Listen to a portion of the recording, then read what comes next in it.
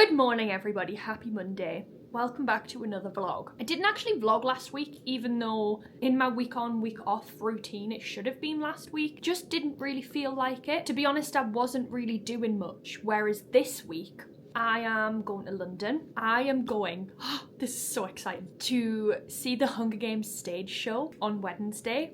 So I will take you along to that. I am so excited. I am a huge Hunger Games fan, and I think we're going to the second night of previews. Previews are basically like larger stage productions. They'll do the first few nights are like previews where the tickets are ever so slightly cheaper, and it's for the production side of things to see how it works with an audience and the things that they might need to change. It's basically the same show. I just wanted to go as soon as I possibly could so that I didn't see spoilers and that I could be like one of the first people to see it. I am very excited. Seeing the show on Wednesday, and then I'm going to Brighton to see one of my friends on the Thursday. Today I'm at home, got work to do. Kind of feel like I need to do a big tidy of the flat. You know, when you just feel like your space isn't like messy, but it doesn't feel clean and well ordered. I was gonna go for a swim, but when I checked the pool timetable, they've currently got school classes on, and I thought, no.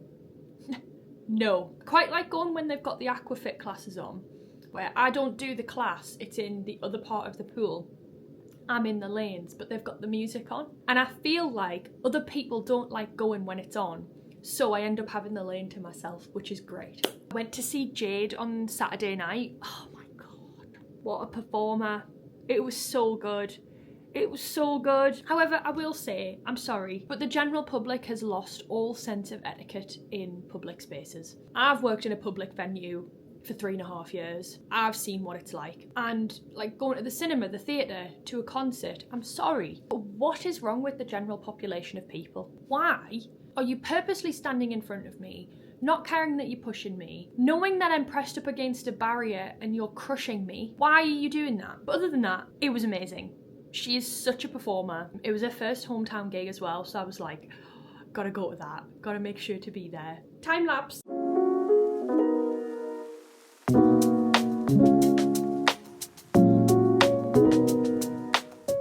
If anybody's a Supernatural fan, I finished watching Supernatural a couple of weeks ago for the first time. If you don't know what it is, Supernatural by the title is like a TV show about the supernatural, fictional. But there's 15 series and almost all of them have got 20 episodes each. And it did take me nearly a year, and that's because I wasn't watching it on my own, so it wasn't like, you know, I could sit down and binge it and just have it on all of the time. Yeah, it took me nearly a year, and I decided to just start watching it again, so I'm watching it again. But the way that it ended, I've not been able to think about it. I'm like not processing it. I'm trying not to think about the fact that they ended it the way that they did. I won't spoil it if you've not seen it, but it wasn't very satisfying. And it does sort of feel like a year of my life has led up to something like, not worthwhile, but more like, wow, that's not tied up at all, is it? Happy Tuesday, everybody. It's actually the afternoon because I went for a swim this morning.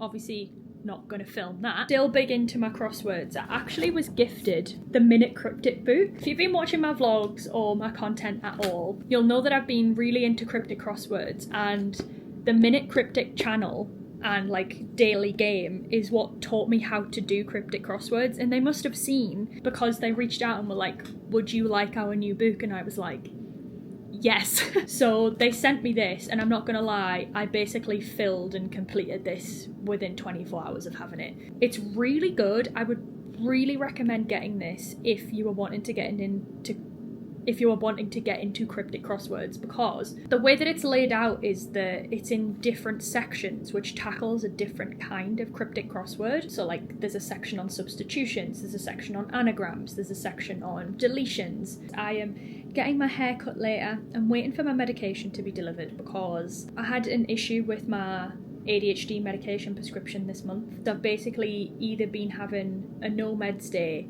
or I've been having to split them, which isn't necessarily a massive issue, but I notice the difference when I'm only on a half meds because I'm just so scattered. Like, I leave the house and I forgot something, or I put conditioner in my hair before I've even shampooed it. Like, I'm just so scattered. Hair is so long And one thing about my hair is it's incredibly thick. I used to be able to sit on my hair, actually. For a long time as a child, I was known for having long hair. So thick, it's so porous. It's not curly, but it's wavy, and it just has a lot of texture to it that's like hard to manage. So it does mean that even though I've got short hair, I have to keep on top of it, because if I don't, when it grows, it doesn't grow down, it grows out. There's so much of it that like I end up with like what feels like a shelf on the sides of my head, because obviously I get these bits shaved. So when this grows, it's like a shelf, and then the back of it just gets so thick. It's unbelievable. Like I can leave my hair to dry on its own, go to bed, and when I wake up my hair will still be wet. Anyway, I'm gonna sit and do some cryptics.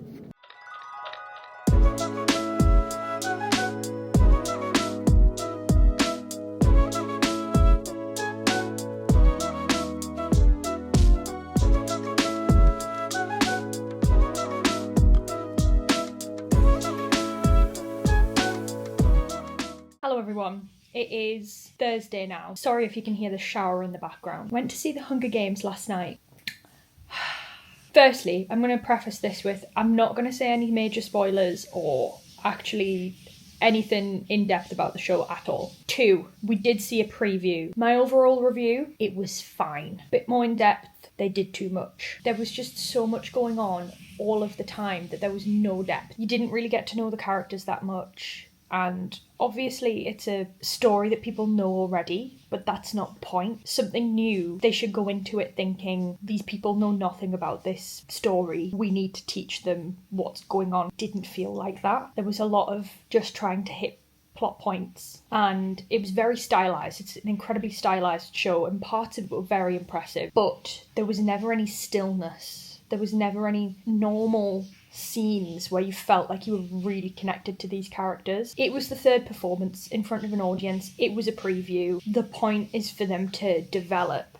I just hope that they develop the right things, because if it stays the way that it is, the official reviews are not going to be good.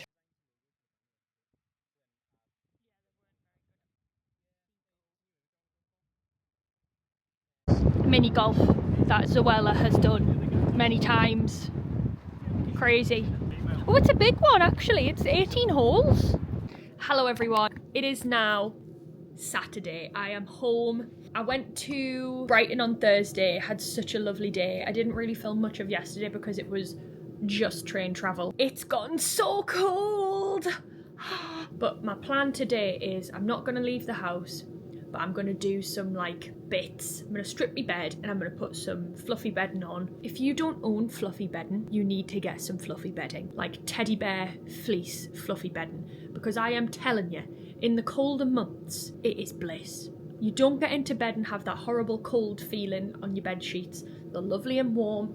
They're so toasty. Trap the heat. You need to get yourself some fluffy bedding if you don't have any. I've been trying to process my thoughts on the Hunger Games. Another major problem that they had was that it's not accessible for wheelchair users and people with mobility issues. So the area that they're putting them in, you can't actually see anything. This theatre is purpose built. It was built literally last year and this year to host the Hunger Games, and they've still managed to make the seating inaccessible. What I don't understand about this is it's in the round. The performance is in the round, meaning that the audience is all the way around the stage and the stage is in the middle. How do you make a theatre inaccessible in that way when you should be able to see the stage from every angle? When I was in the auditorium, I was looking around and I was thinking, where the hell have they actually put the wheelchair users? Because you can't get to the front of the stage from the front. You basically have to go up and then you come down, because the whole stage is like moved and used in the stylized pieces, and they've got like a barricade so you can't actually get on. So you have to come from the back. So I was thinking it must be one of the balcony seats, but even then I was sat at the back of a seating bank and I had such a lovely elevated view. So how have they managed to make it not viewable? Like, what have they even done? And had nobody sat in them to go, oh, can we see? I don't want to say that I'm like disappointed, because I don't know what I expected. I just think that if you're making a stage production of something that's been a book and a movie, it's really important that it still makes its own mark. Whereas it felt like it was more an imitation of the movie, and I just think that they should have gone for a completely different look.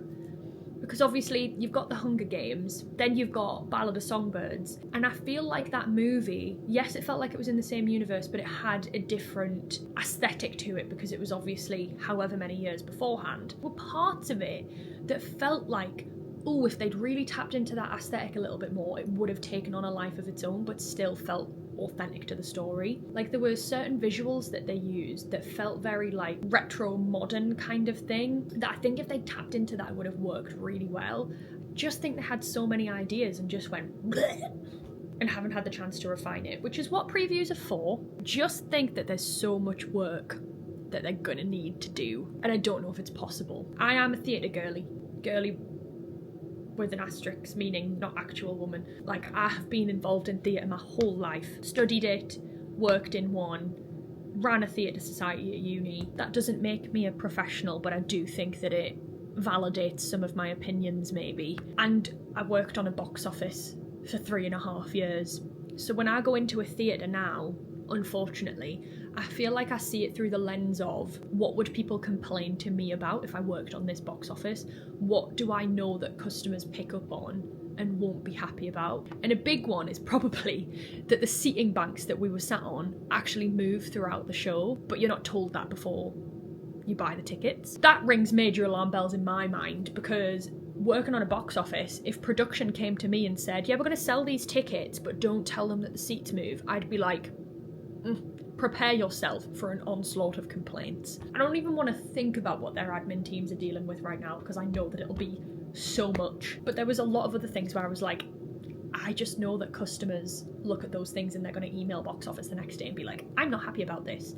And a lot of the time they are right, because venues are shit. A big thing that we had an issue with was that I couldn't see the letter of what row was what row. I was like having to get right down to have a look. And then when we were sat in our seats on row J, every time somebody was walking past, not knowing where they were going, we were having to say, oh, this is row J, this is row J, you're going to be down there, because nobody knew, because they couldn't see. And I don't know why venues do that, because I feel like cinemas do it very well, because they obviously know it's going to be dark, so they make them light up. Theatres should do that too. It doesn't make sense that you're asking people to literally have to squint and bend down just to be able to see the letter. It just makes me sad, because I really enjoy theatre, I really do. I love going to see new things. I just think it's becoming very oversaturated at the minute as well. Like, everybody wants to do an adaptation of something. There's a new theatre for something or whatever. It doesn't have that like wholesome, especially in London, I feel like, because it's like, there's so much. Newcastle has a very good independent theatre scene. For being such a small city, there are so many theatres here. Not that people are appreciated in that, I have to say, but I just feel like there's a certain element of, if something's got a name attached to it and you can see that money's being pumped into it, it will sell, regardless of whether it's good or not. And I'm not saying that the Hunger Games is just like there to make money and that's it, because the passion of the people that are involved I know is there, but we've hit peak consumerism. Anyway, I've rambled on enough. I've also got myself 2 new speakers, like Amazon speakers, don't want to hear, that I'm going to put in different rooms, all connected, so that I can play my white noise simultaneously throughout my flat, because it's officially the worst day of the year. Oh! Clocks have gone back. According to this, it's 11:30, but it's definitely not. It's 10:30. I hate this day so much. Everyone's like, oh, but it makes the mornings lighter. I get that, but the mornings are dark anyway. Like, it's going to be dark till 8 a.m. It just is, and then it's going to be dark by 4 p.m. Like, can we just leave it how it is? Because I don't really think it's helping anything. It's just making us confused. Do you know what I mean? Last time I put this clock up here, it smacked us in the face, so there we are. Lovely. Although it's not lovely, it's very annoying. 5 p.m. and it's dark outside. The only redeeming factor, Zoella is doing Halloween. What is that I hear you say? She's doing a vlog every day in the week leading up to Halloween. And if you know me, you know I'm still a Zoella fan, man. I just love my home comforts. I need the things that I loved when I was 14. Maybe some fashion choices aside, but I just love the things that bring me comfort. And one of those things is Zoella. I'm not ashamed to admit that every now and again, instead of watching a new TV show, I'll go back and watch every single Vlogmas that she's ever done. And everything else in between. I'm gonna sit and watch this and then I think I'm gonna have my tea. I also decided that it was about time to reread The Ballad of Songbirds. No. Sunrise on the Reaping. This is my third reread because when I first got it, I read it cover to cover in a day, because obviously I didn't want spoilers. Then after that, I reread The Hunger Games again and then read this again. Been about 6 months, so I've decided to read it again. I'm already halfway through and I started reading it yesterday. So it's heartbreaking. I will say, not necessarily a major spoiler to the Hunger Games on stage. Doesn't like ruin anything. They do put some slight references in from this book, mainly like references to people's names that we only found out from this book, or things about Haymitch that you only know from this book, that they put like certain references in.